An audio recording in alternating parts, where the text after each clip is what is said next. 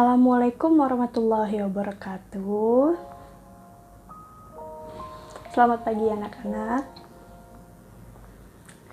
Semoga kalian dalam lindungan Allah Subhanahu wa taala selalu ya. Oke, sebelum kita memulai pelajaran hari ini, mari kita berdoa terlebih dahulu. Ayo ketua kelas, mohon pimpin doanya.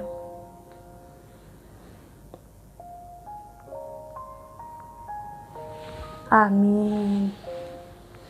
Oke, bagaimana kabar anak-anak pada hari ini? Alhamdulillah, semuanya sehat walafiat.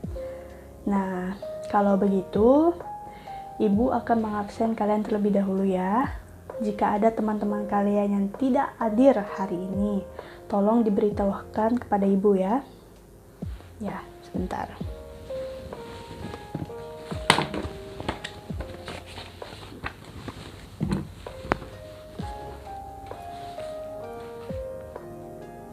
Agus, Andari, Andika, Anggi, siapa? Samsul ya? Oh ya, berarti hanya Samsul yang hari ini tidak hadir. Ya. Baiklah anak-anak, dalam pertemuan kali ini, kalian akan belajar tentang konsep tauhid. Tetapi sebelum kalian mempelajari topik ini lebih lanjut, Ibu ingin bertanya, siapa sih di antara kalian yang tahu definisi dari tauhid itu sendiri? Iya, benar sekali. Nah, kata tauhid itu berasal dari kata-kata wahada, yuwahidu, tauhidan, yang artinya mengesahkan, menyatukan. Jadi, tauhid adalah suatu agama yang mengesahkan Allah. Nah, kalau menurut istilahnya, tauhid adalah mengesahkan Allah dalam uluhiyah, rububiyah, dan nama-nama sifat-sifatnya. Dari definisi ini, kan kalian tahu kalau tauhid itu tauhid yang murni akan terwujud jika Tuhan yang kita sembah atau ilah yang kita sembah itu hanya satu, tidak bermacam-macam. Nah, seperti halnya keyakinan kita yang telah diselewengkan gitu. Nah, lanjut. Oke, sekarang coba kalian buka buku kalian bab 2 halaman 34. Nah, Agus, coba baca materi itu dengan keras agar teman-temannya dapat mendengarkan. Iya, satu paragraf dahulu. Dimulai dari sekarang.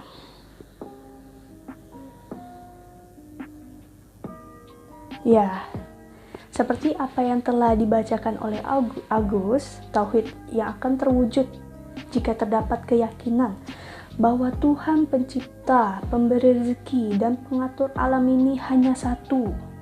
Tauhid juga akan mewujudkan jika keyakinan kepada Allah memiliki nama-nama dan sifat-sifatnya yang agung. Nah, setelah ini, mari kita lanjut ke urgensi tauhid. Nah, tauhid itu merupakan bagian paling penting dari seluruh substansi akidah. Nah, bagian ini harus kalian pahami secara utuh, secara keseluruhan, agar kalian tahu maknanya. Dan sekaligus dari ini mengandung klasifikasi jenis-jenis jenis-jenis tauhid itu agar terrealisasi di kehidupan kalian, kehidupan seorang muslim itu sendiri. Nah, dalam kaitan ini ada dua hal. Yang pertama, kalian memahami ajaran tauhid secara teoritis. Berdasarkan apa itu? Berdasarkan dalil-dalil, berdasarkan Al-Quran, berdasarkan sunnah, dan akal sehat. Nah, yang kedua, dapat mengaplikasikan ajaran tauhid dalam kenyataan sehingga menjadi fenomena yang tampak dalam kehidupan kalian. Nah, secara teoritis itu tauhid dapat diklasifikasikan dalam 3 jenis. Yang pertama, tauhid rububiyah, yang kedua tauhid uluhiyah, dan yang ketiga ya tauhid asma wa sifat. Nah, Ibu akan menjelaskan yang pertama dulu. Tauhid rububiyah. Secara bahasa ini, rububiyah itu diambil dari kata rob yang artinya merawat, pemilik, tuan, dan pemberi keputusan. Semua makna ini secara bahasa itu benar dan boleh dinisbatkan kepada Allah. Nah, tauhid rububiyah ini adalah pengakuan bahwa Allah Subhanahu wa taala adalah pencipta, pemberi rezeki, dan yang menghidupkan, yang mematikan, dan yang mengatur, atau dengan istilah itu yang lebih ringkas mengesahkan Allah di dalam perbuatan-perbuatannya. Oke. Nah, tauhid rububiyah ini bersifat fitrah. Manusia itu diberi petunjuk untuk dapat mengetahui tauhid ini dengan fitrah mereka. Tidak perlu diutus para rasul dan diturunkan kitab-kitabnya untuk menjelaskan. Nah, begitu juga tidak perlu dibutuhkan banyak dalil untuk menetapkan dan menjelaskannya. Itu kitab rububiyah. Nah, kita lanjut ke tauhid yang kedua, yaitu tauhid uluhiyah. Tauhid uluhiyah ini diambil dari akar kata ilah yang berarti yang disembah dan yang ditaati. Nah, kata ini digunakan untuk menyebutkan sembahan yang hak dan yang batil. Pemakaian kata lebih dominan untuk digunakan menyebutkan sembahan yang hak, sehingga maknanya itu berubah menjadi zat yang disembah sebagai bukti kecintaan, penggunaan, dan pengakuan atas kebesaran Allah Subhanahu wa taala. Nah, dengan demikian, kata ilah itu mengandung dua makna. Nah, yang pertama itu ibadah, yang kedua itu ketaatan. Nah, pengertian tauhid uluhiyah ini anak-anak dalam artian terminologi syariat. Nah, Islam sebenarnya tidak keluar dari kedua makna tersebut. Jadi, definisinya yaitu adalah mengesahkan Allah dalam ibadah dan ketaatan. Nah, atau mengesahkan Allah dalam perbuatan seperti sholat, puasa, zakat, haji, nazar, menyembelih, dan sembelih, rasa takut, harap, dan cinta kepada Allah. Nah, maksudnya semua itu dilakukan bahwa kita melaksanakan perintah dan meninggalkan larangan Allah Subhanahu wa taala sebagai bukti ketaatan kita untuk mencari ridho Allah.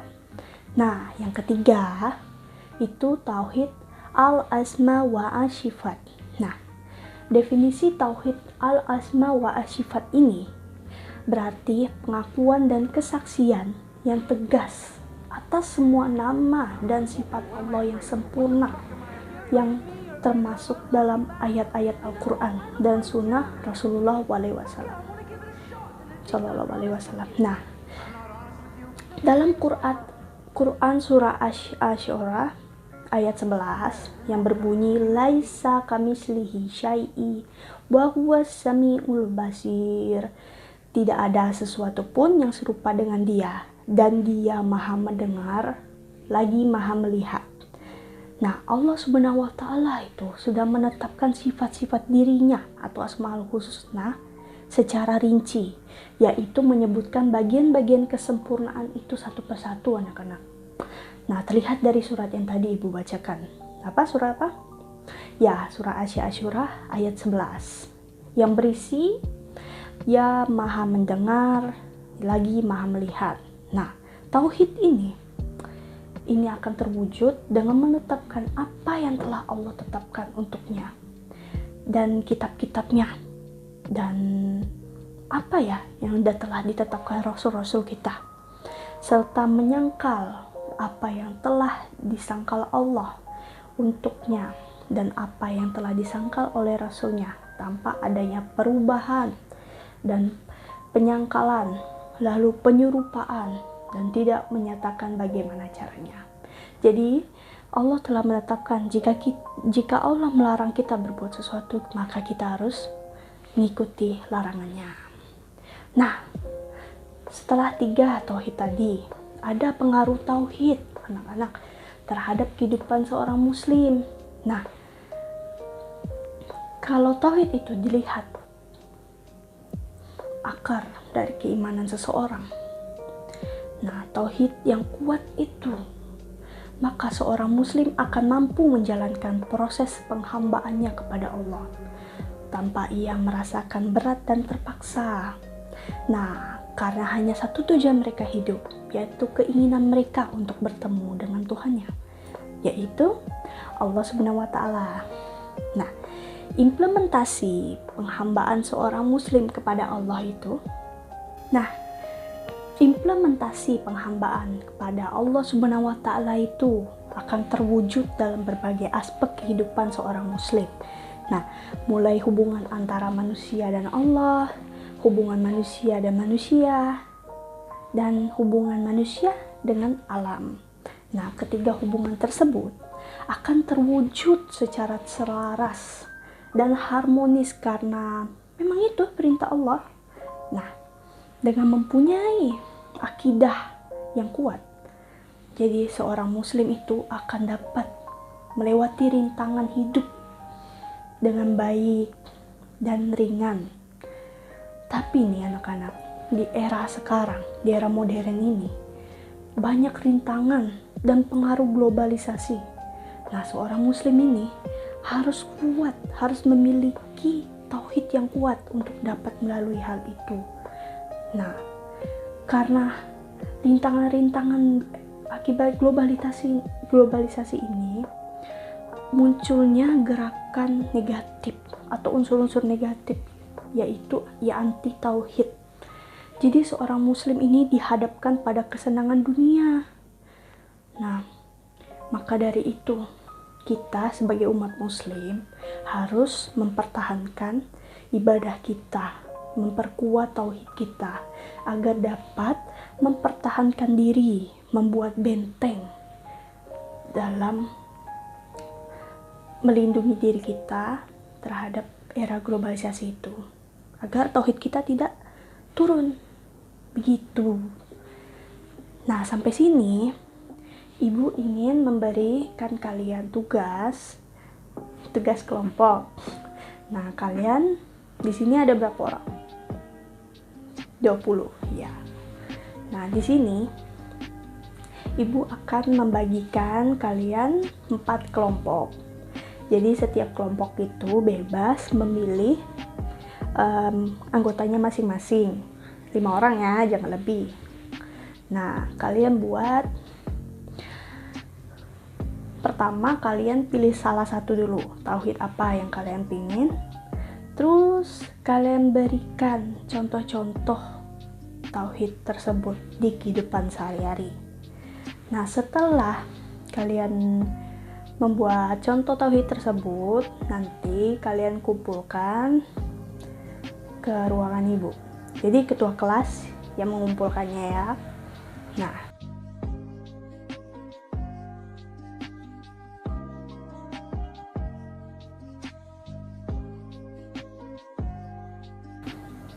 oke, dari pelajaran hari ini ada yang tidak mengerti atau yang ingin bertanya, atau mungkin dari kalian ada yang ingin menambahkan teori yang Ibu jelaskan?